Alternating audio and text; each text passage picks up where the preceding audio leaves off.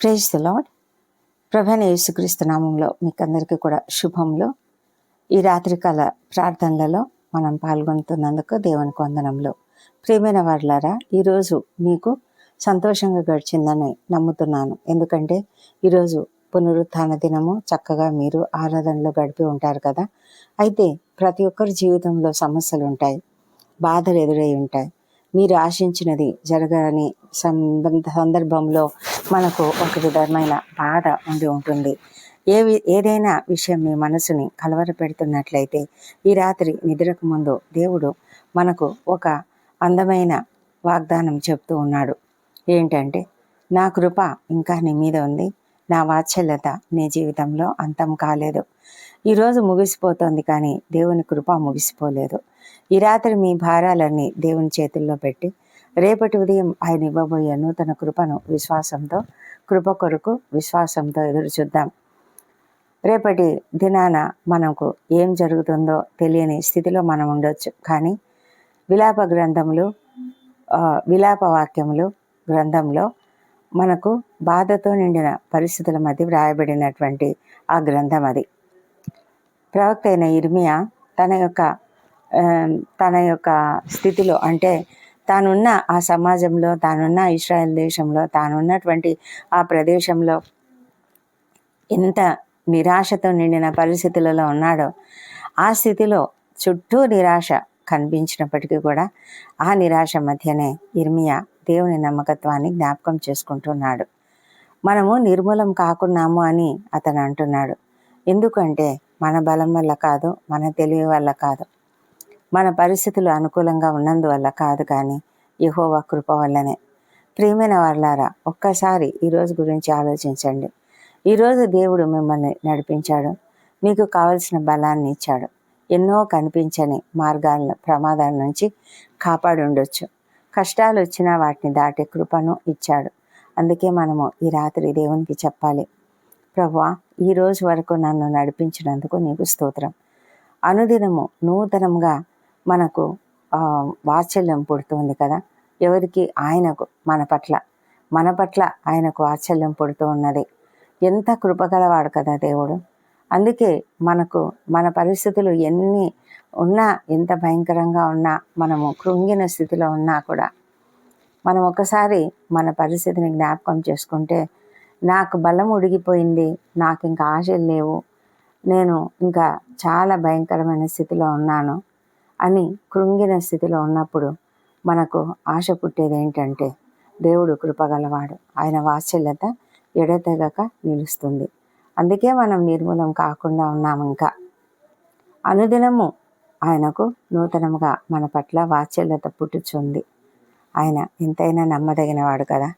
అనుదినము నూతనంగా అనేది ఎంత అద్భుతమైన మాట. మనకెంతో, నాకైతే చాలా ఇష్టమైనటువంటి మాట.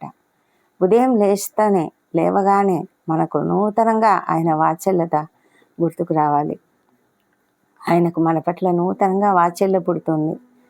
అది గుర్తుకొస్తే ఎంత సంతోషంగా ఉంటుంది కదా. మనం ఎంత కష్టంలో అయినా ఉండొచ్చు, కానీ ఆ మాటను తలుచుకోగానే మనకు ఒక సంతోషము, ఒక ఆశ, ఒక నెమ్మది మన హృదయంలో కలుగుతుంది కదా. ఎందుకంటే ఆయనకు వాత్సల్యత పుడితే ఎలా ఉంటుంది?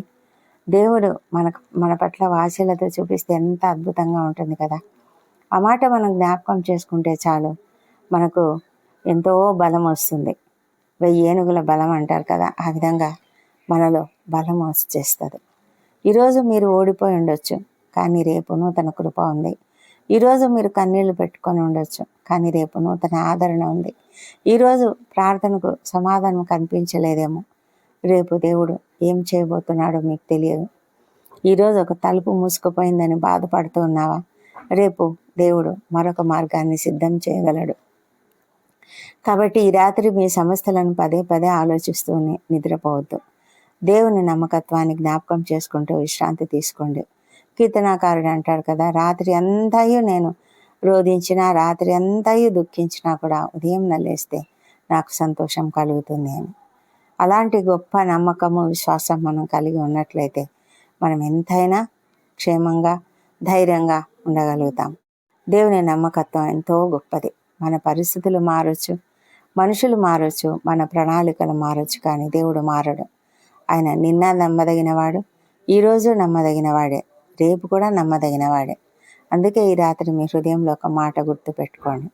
ఈరోజు ఏం జరిగినా దేవుడు నన్ను విడిచిపెట్టలేదు, రేపు ఏం జరిగినా దేవుడు నన్ను విడిచిపెట్టాడు. రాత్రి చీకటి శాశ్వతం కాదు, ఉదయం తప్పకుండా వస్తుంది. అలాగే మీ జీవితంలోని ఈ కష్టకాలం కూడా శాశ్వతం కాదు. దేవుని కృపతో మీ జీవితంలో ఒక నూతన ఉదయం వస్తుంది. కాబట్టి కనిపెట్టి ఉండండి, దేవుడు మీ కొరకు నూతన కార్యం చేయబోతున్నాడు. ధైర్యంగా ఉండండి. దేవుడు మిమ్మల్ని దీవించునుగాక. ప్రార్థనలోనికి వెళ్దాం. ప్రార్థనలలో అందరూ తప్పక ఏకీభవించండి. ప్రేమగల మా ప్రియ పరలోకపు తండ్రి, ఈ రాత్రి నీ సన్నిధికి వచ్చి నీకు కృతజ్ఞతలు చెల్లిస్తున్నాము. ఈరోజంతా మమ్మల్ని కాపాడి నడిపించి ప్రతి పరిస్థితిలో మాకు తోడుగా ఉన్నందుకు వందనములు తండ్రి. ఈ దినం మేము సంతోషంగా నీ సన్నిధిలో స్తుతించి నిన్ను ఆరాధించి ప్రభా శ్రేయోభిలాషను కలిసి సంతోషించాము. దేవానికి వందనములు. ప్రభా నీ కృప లేనిదే మేము నిలవలేము, నీ వాత్సల్యత వల్లనే మేము నిర్మూలం కాకుండా ఉన్నాము. ఈరోజు మేము చేసిన అపరాధములను క్షమించండి. ఇతరులు మేడలో చేసిన అపరాధములను మేము కూడా క్షమిస్తున్నాము. మా ప్రభైన యేసుక్రీస్తు రక్తంలో మమ్మల్ని కడిగి పవిత్రపరచండి. రాత్రి ఈ రాత్రి కలవరి పెడుతున్నటువంటి మా జీవితాలలో మీరున్నారని మేము నమ్మకంతో నిద్రించడానికి సహాయం చేయండి. కలవరపడుతున్న ప్రతి హృదయాన్ని ఆదరించండి. కుటుంబ సమస్యలతో బాధపడుతున్న వారికి సమాధానం దయచేయండి. ఆర్థిక ఇబ్బందులు ఉన్న వారికి మార్గం చూపించండి. అనారోగ్యంతో బాధపడుతున్న వారిని నీ కృపతో బలపరిచి స్వస్థపరిచి క్షేమంగా ఇంటికి చేర్చండి. ఎంతమందినైనా చాలా భయంకరమైన పరిస్థితుల్లో ఉన్నారు, క్రిటికల్ కండిషన్స్లో ఉంటున్నారు, తను ఐసీలో ఉంటున్నారు, వెంటిలేటర్పై ఉంటున్నారు. ఆయన కనికరించి కాపాడమని ప్రార్థిస్తున్నాం. ఒంటరితనంలో ఉన్న వారికి నీ సన్నిధిని అనుభవింపజేయండి. కన్నీటితో ప్రార్థిస్తున్న వారి మొరను ఆలకించమని ప్రార్థిస్తున్నాం ప్రభా. ఈ రాత్రి మా భారాలన్నింటినీ నీ చేతులలో పెడుతున్నాము. రేపటి గురించి మేము భయపడము, ఎందుకంటే రేపటి ఉదయానికి నీ వాత్సల్యత నూతనంగా ఉంటుందని మేము విశ్వసిస్తున్నాం. తండ్రి, ఈ రాత్రి ప్రభా ప్రతి ఒక్కరిని క్షేమంగా కాపాడండి. ప్రయాణాలు చేస్తున్న వాళ్ళను క్షేమంగా నడిపించండి. ప్రభా డ్యూటీలు చేస్తున్న వాళ్ళను క్షేమంగా నడిపించండి. మా తండ్రి దేవా, సంతానం కొరకు నీ వైపు చూస్తున్న వారిని దర్శించి వారికి తప్పక సంతానం అనుగ్రహించండి. ప్రభా ఇంకా ఎంతో మందినైనా అప్పుల బాధతో ఆర్థిక ఇబ్బందులతో ఉన్నారు కదా, వారిని అందరినీ కూడా లేవనెత్తమని కృంగుదలలో నుంచి బయటకు తీసుకురండి తండ్రి. ప్రభా బిజినెస్ చక్కగా జరుగునట్లుగా సహాయం చేయండి. ప్రభా వృద్ధులను చిన్నారులను దీవించి సీజనల్గా వచ్చే అనేక రకాల డిసీజెస్ నుంచి వాళ్ళను కాపాడండి, రక్షించండి. దేవా ప్రభా, మరి ఇంకా ఎన్ని సమస్యలు ఎవరికి ఉన్నా కూడా వాటన్నిటి నుంచి విడుదల దయచేయండి. ప్రభానైనా మరి న్యాయం కొరకు పోరాడుతున్న వారికి న్యాయం దయచేయండి. రక్షణ లేని ప్రతి ఒక్కరిని రక్షించండి ప్రభా. ఎంతోమందినైనా వ్యసనాలకు గురై ఉన్నారు, వారికి విడుదల దయచేయమని ప్రార్థిస్తున్నాం తండ్రి. దేవా ప్రభా, మరి ఒంటరి తల్లులను, ఒంటరి మహిళలను, వృద్ధులను, చిన్నారులు ఎంతమంది అయితే అనాథలుగా ఉన్నారో వారిని అందరినీ కూడా కనికరించమని ప్రార్థిస్తున్నాము. ప్రభా నిద్రలేమితో బాధపడుతున్న వాళ్ళని దీవించి వారి హృదయంలో ఉన్న దుఃఖాన్ని, బాధను తొలగించి ప్రభా మంచి నిద్రను వారికి అనుగ్రహించమని ప్రార్థిస్తున్నాం తండ్రి. నీ వాక్యంను ధ్యానించుకుంటూ వారు నిద్రించేలాగున సహాయం చేయమని ప్రార్థిస్తున్నాము తండ్రి. ఈ రాత్రి మేము నిద్రిస్తున్నప్పుడు మా పైన నీ రక్తపు కంచెను వేయండి. సురక్షితమైన నీ రెక్కల క్రింద తండ్రి మేము చక్కగా నిద్రించుటకు సహాయం చేయండి. ఆకస్మిక ప్రమాదంలో, అనారోగ్యంలో కలగకుండా కాపాడండి తండ్రి. ప్రభానైనా మరి మంచి ప్రశాంతమైన నిద్రను అనుగ్రహించండి. మా ఇంటిని, కుటుంబాన్ని, పిల్లలను, ప్రియమైన వారిని అందరినీ నీ రెక్కల నీడలో భద్రపరచండి. రేపటి ఉదయం ఆరోగ్యంతో, ఆనందంతో, నూతన నిరీక్షణతో మమ్మల్ని మేలుకొల్పండి. మా పనులకు మేము వెళ్ళడానికి మరి మేము సిద్ధపరచుకున్న ప్రతి ప్రణాళికను నాయన మీరు ఆశీర్వదించి ప్రతి పని కూడా జయప్రదం చేయమని ప్రార్థిస్తున్నాం. నీ నమ్మకత్వం ఎంతో గొప్పది ప్రభా. నీకే వందనాలు చెల్లించుకుంటూ ఈ ప్రార్థన మా ప్రభువైన యేసుక్రీస్తు నామంలో అడిగి వేడుకుంటున్నాం తండ్రి. Amen, amen. ప్రియమైన వారులారా, ఈ రాత్రి నిద్రపోయే ముందు ఒక విషయం గుర్తుపెట్టుకోండి. ఈరోజు ముగిసింది, కానీ దేవుని కృప ముగియలేదు. మీరు చూడలేని రేపటిని దేవుడు ఇప్పటికే చూస్తున్నాడు.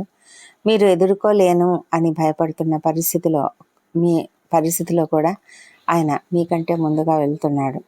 కాబట్టి మీ భారాన్ని దేవునికి అప్పగించి ప్రశాంతంగా నిద్రించండి. రేపటి ఉదయం మీ కొరకు నూతన కృప ఉంది, నూతన వాత్సల్యత ఉంది, నూతన నిరీక్షణ ఉంది.